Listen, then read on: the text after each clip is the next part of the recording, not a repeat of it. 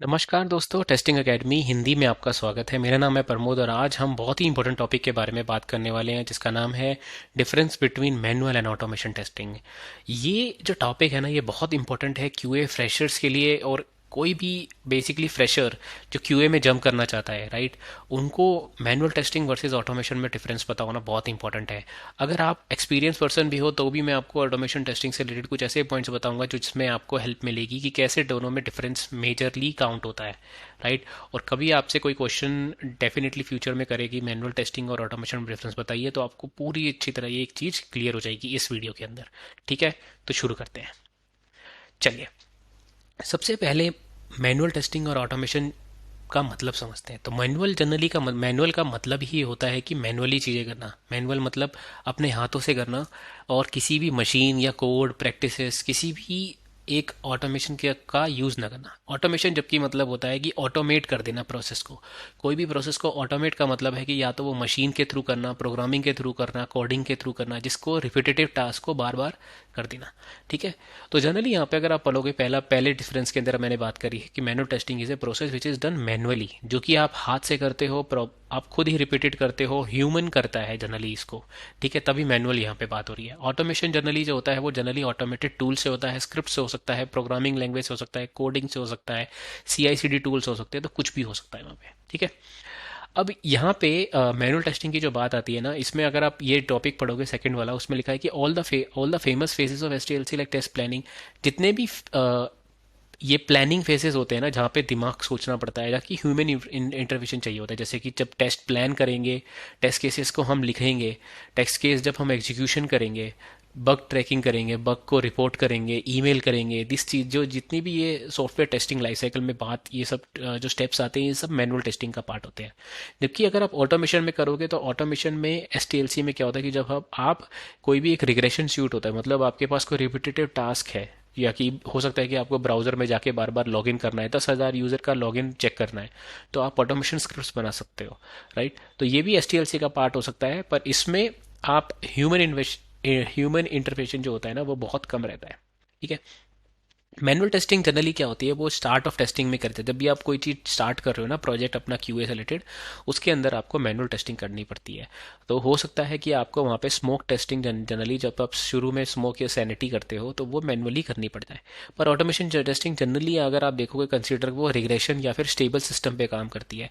Stable system का मतलब ये है कि मान लो आपके पास एक नया फीचर आया है, अब नए फीचर का ऑटोमेशन लिखना आसान नहीं है, राइट। तो सबसे पहले आप उसको मैनुअल टेस्टिंग करोगे, आप उसको अच्छे से समझने के बाद अब जो मैनुअल टेस्ट के साथ में लिखे हैं उसको ऑटोमेशन कर दोगे, और अगर वो स्टेबल हो जाता है एनवायरनमेंट में। अब यहाँ पे ऑटोमेशन की कंडीशन यही है कि वहाँ पे स्टेबल एनवायरनमेंट होना बड़ा जरूरी है। और जनरली ऑटोमेशन जो होता है वो न्यू टेस्ट केसेस का नहीं, जनरली रिग्रेशन टेस्ट केसेस का होता है, जो कि स्टेबल है और जो रिपीटेटिव है, आप बार बार खुद करना चाहते हैं।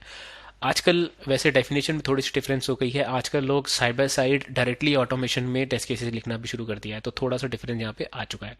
अब यहाँ पे मैनुअल टेस्टिंग के अंदर जो लास्ट पॉइंट मैंने बात कर रहा हूँ, उसके अंदर ये लिखा है कि मैनुअल टेस्टिंग के अंदर आप रैंडम टेस्टिंग भी कर सकते हो बग्स को फाइंड करने के लिए, लेकिन ऑटोमेशन में बस वो अपनी ही स्क्रिप्ट जो रखी है उनके थ्रू ही जाएगा।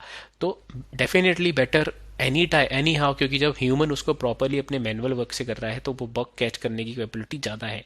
लेकिन ऑटोमेशन टेस्टिंग में बग कैच करने की कैपेबिलिटी इसलिए ज़्यादा है कि अगर कोई पुरानी चीज़ें ना फटी हों, फॉर एग्जांपल अगर आपने मान लो 10,000 टेस्ट केसेस हैं आपके, और उसमें से आपने 9,000 ऑटोमेट कर दिए हैं, तो आप 9,000 को मैनुअली करने की जरूरत नहीं है, क्योंकि वो आप ऑटोमेशन के थ्रू चेक कर सकते हो। ठीक है, तो इसलिए आप टाइम सेव भी कर सकते हो यहाँ पे बहुत सारा।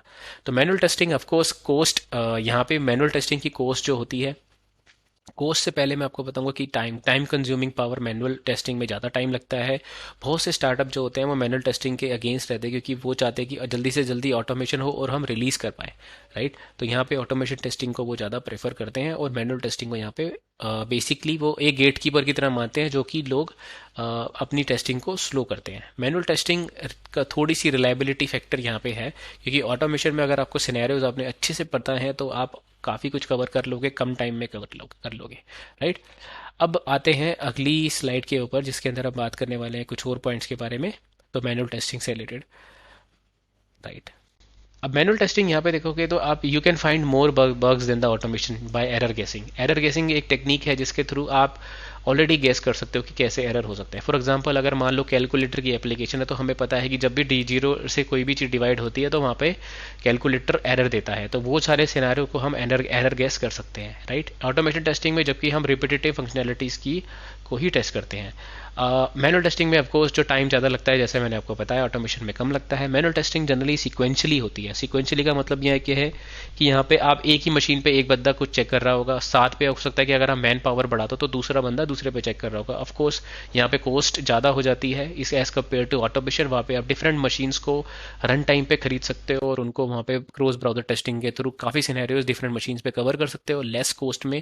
इनिशियल कॉस्ट ऑटोमेशन की हमेशा ज़्यादा होती है, पर बाद में लॉन्ग टर्म में ऑटोमेशन की कॉस्ट कम हो जाती है। जबकि मैनुअल टेस्टिंग अगर आप मैनुअल टेस्टर बढ़ाओगे तब भी वो ओवरऑल आपको महंगी पड़ती है, क्योंकि पर इनिशियली आपको सस्ती पड़ेगी बट ओवरऑल लॉन्ग टर्म में वो महंगी पड़ती है। तो जनरली अगर आप स्टार्टअप वगैरह में देखा होगा आपने, तो बहुत सारे मैनुअल टेस्टर शुरू में हायर हो जाते हैं और उसके बाद धीरे धीरे मैनुअल टेस्टर की ताकत कम होने लगती है और ऑटोमेशन इंजीनियर्स बढ़ जाते हैं, क्योंकि अब बाद में ऑटोमेशन की जरूरत पड़ जाती है। वहाँ पे रिपीटेटिव टास्क आता है और रिपीटेटिव टास्क में ऑटोमेशन स्क्रिप्ट ज़्यादा हेल्पफुल होती है रादर देन मैनुअल टेस्टर्स को बढ़ाना। अब यहाँ पे मैनुअल टेस्टिंग में अगर आप देखोगे तो रिग्रेशन, स्मोक टेस्टिंग, बहुत कुछ जो होता है वो मैनुअल टेस्टिंग में टफ रहता है, प्रोसेस रहता है। लेकिन रिग्रेशन टेस्टिंग के क्योंकि स्टेबल एनवायरनमेंट में हो सकती है और वो वाली जितनी भी स्क्रिप्ट्स हैं वो ऑटोमेट हो सकती हैं, इसीलिए ऑटोमेशन टेस्टिंग को वहाँ पे बढ़ावा दिया जाता है। तो यही दोनों में बहुत डिफरेंस है, मैनुअल टेस्टिंग और ऑटोमेशन टेस्टिंग में। मैनुअल टेस्टर और ऑटोमेशन टेस्टर में भी डिफरेंस है, टेक्निकल डिफरेंस रहता है। Automation tester generally programming language उनको आती होती है, स्क्रिप्ट लिखना आता होता है, स्क्रिप्ट्स वो लिख सकते हैं सेलेनियम में, साइब्रस में, प्ले राइट में और different Java, Python, JavaScript में, जेस्ट का यूज़ करके कर सकते हैं। Manual tester generally manually test करते हैं, प्रॉपर टेस्ट प्लान और टेस्ट डॉक्यूमेंटेशन के थ्रू जाते हैं।